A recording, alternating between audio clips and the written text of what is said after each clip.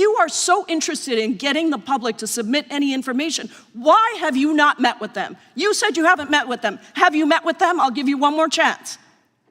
My job as the FBI director is to Is invite the all answer yes or investigative no leads. to whether or not you met with these women? Mr. Patel, before you joined the FBI, you had very strong opinions about what the FBI was hiding regarding Jeffrey Epstein. In a September 2023 interview with Glenn Beck, you said the Black Book is under the, quote, direct control of the director of the FBI. In December 2023, you said, let us know who the pedophiles are. Even for a short time after becoming FBI director, in February of 2025, you tweeted, quote, there will be no cover-ups, no missing documents, no stone left unturned. In June, you told Joe Rogan, quote, we've reviewed all the information, we're gonna give you every single thing we have and can. But then suddenly in July, everything changed. You and Attorney General Pam Bondi released one video and said that there was nothing more to see. Your July memo says you uncovered more than 300 gigabytes of data and physical evidence, but that you had decided no further disclosure would be appropriate or warranted. That is a quote. I think what happened, Mr. Patel, is that suddenly you discovered that Donald Trump's name was all over these files, and you started a giant cover-up. So you are under oath, Mr. Patel. You just testified to Mr. Swalwell that you did not speak to the president about the Epstein files. To your knowledge, did Attorney General Pam Bondi speak to the president about what was in the Epstein files? I can't speak for Attorney General Pam Bondi. So to your knowledge, you don't have any information. The question was, do you have any knowledge? Do you have any knowledge? I can't speak. You are refusing to answer the question, so let me tell you that the Wall Street Journal reported that in May, Bondi told Trump that he was in the Epstein files, and at the same meeting said that the DOJ did not plan to release the files. Yes. The Epstein case continues to generate intense public interest because many people believe unanswered questions remain about what information should be released and who knew what. Jayapal is now moving from public statements and media reports to questions about direct knowledge inside the administration. Yesterday, you testified to Senator Kennedy that there was, quote, no credible information that Epstein trafficked girls to anyone else, and that you have, quote, continuously and publicly asked the public to come forward with more information and we'll look into it. Today, in response to Mr. Massey's question, you appear to say that the survivors were not credible. These are survivors. That's not at all what I said. Okay, great. I'm going to ask you this in a second, but let me tell you about the survivors, and let's bring them up here into the room. These are women who came to the Hill and testified that they were groomed and raped at the age of 14 and 16 years old, and they called to meet with the president and to meet with the FBI and to have people investigate their claims. Some of them have never testified before. If you are so interested in getting the public to submit any information, why have you not met with them? You said you haven't met with them. Have you met with them? I'll give you one more chance.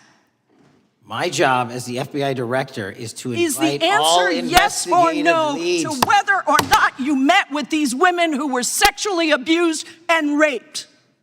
Any insinuation by you or any people on your side that I am not manhunting child predators and sex traffickers, just look at the stats. Patel, and you talk about cover-ups, man. Mr. Chairman, you talk about cover-ups. And I will take as much time as I Where want. were you during the Obama and Biden Mr. administrations Chairman. when these so-called cover-ups were going on? Mr. Why didn't Chairman. anyone in those administrations talk to any of these What began as a reported discussion witnesses? about documents is now centered on survivor testimony and whether federal officials have a responsibility to meet directly with people claiming to have information.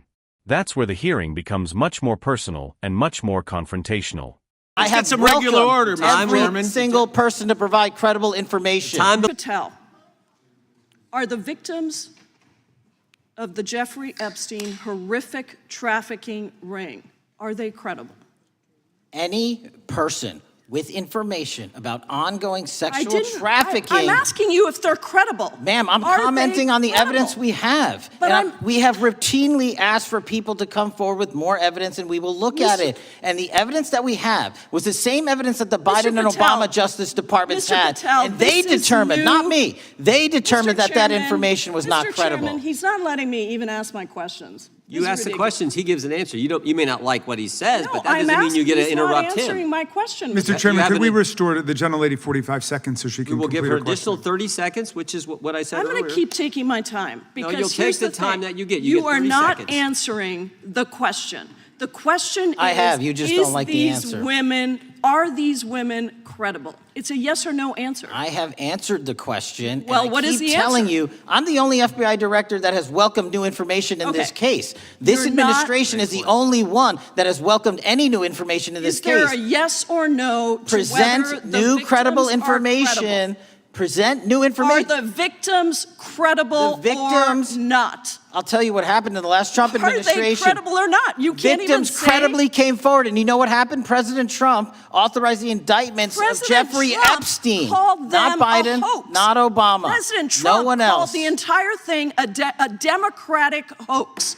So I would like to ask The you gentlelady's if time has you expired. will I gave her meet- the additional if 45 you- seconds she if you requested. will The meet- gentlelady yields back. The gentleman from Mr. New Chairman, Jersey is I would like recognized to for his ask if 5 you would minutes. meet with the women who were sexually time does not abused belong- and raped and groomed time does at not the belong ages to the of gentlelady from 14 Washington. and The time now 16 belongs- years old. Are the you time- going to cover up? No, I'm Are not you gonna- going to I'm continue gonna to recognize cover the up gentleman for from the New Jersey rich for and his 5 minutes. powerful men, including those that might be on this committee? I can yell Or too, are Mr. you Chairman, going but I don't wanna yell allow above them this. to The time belongs testify? to the gentleman from New Jersey. I Are you appreciate the going to allow gentlelady them to yielding testify, back. Mr. Patel?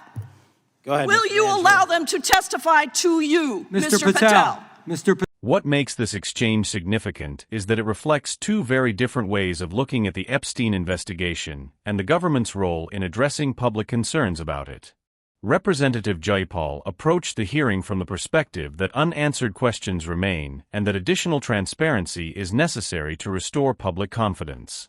FBI Director Patel, meanwhile, argued that investigators have already reviewed the available evidence and that claims should ultimately be evaluated based on evidence rather than public speculation. One reason the Epstein case continues to generate attention years after his death is that it sits at the intersection of several issues that naturally attract public scrutiny. It involves allegations of powerful individuals, questions about institutional accountability, concerns about transparency, and the experiences of survivors. Cases involving those elements often continue to generate public debate long after court proceedings have ended, because many people believe important questions remain unresolved.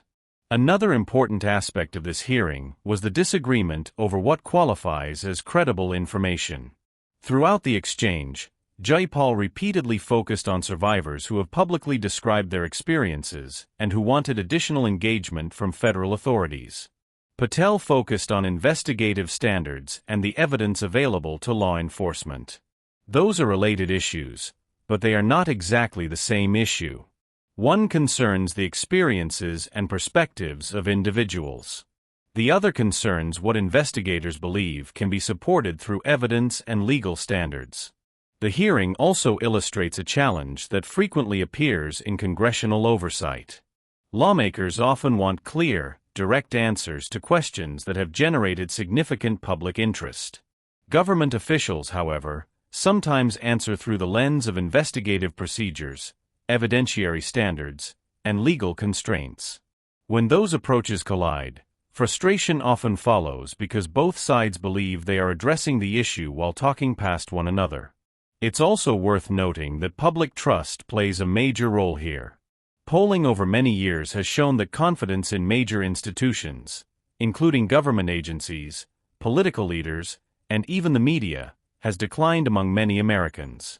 That environment makes high-profile investigations particularly difficult because official conclusions are often viewed through a political lens regardless of which administration is in power.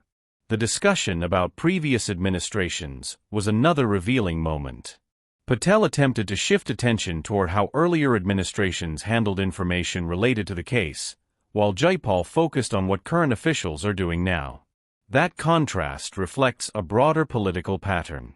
Lawmakers frequently evaluate issues based on present accountability, while officials sometimes place current decisions within a larger historical context.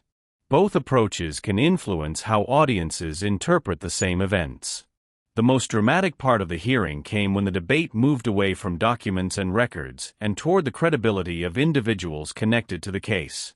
Once that happened, the discussion became much more emotional because it touched on questions involving victims, survivors, public trust, and accountability. Those issues naturally generate stronger reactions than procedural debates about records or disclosures. Another reason this exchange received attention is that it demonstrates how congressional hearings often evolve. The original topic may be documents, investigations, or agency decisions, but the conversation can quickly expand into larger questions about transparency, institutional trust, and whether government officials are being sufficiently responsive to public concerns. By the end of this hearing, the argument was no longer just about files. It was about confidence in the investigative process itself. Perhaps the biggest takeaway is that people can agree on the importance of justice, while disagreeing sharply on how justice is achieved. Some believe additional disclosures and public scrutiny are necessary. Others believe investigative conclusions should be driven exclusively by evidence and established legal standards. The tension between those two perspectives was visible throughout this entire exchange. Whatever viewers think about the arguments made by either side, the hearing demonstrates why the Epstein case remains a subject of intense public interest. It raises questions about transparency, accountability, evidence, institutional trust, and the responsibilities of government agencies when addressing matters that continue to generate widespread public concern. What do you think? When investigations involve significant public interest, should agencies prioritize maximum transparency whenever possible, or should disclosure decisions remain limited by investigative and legal considerations? Let us know in the comments.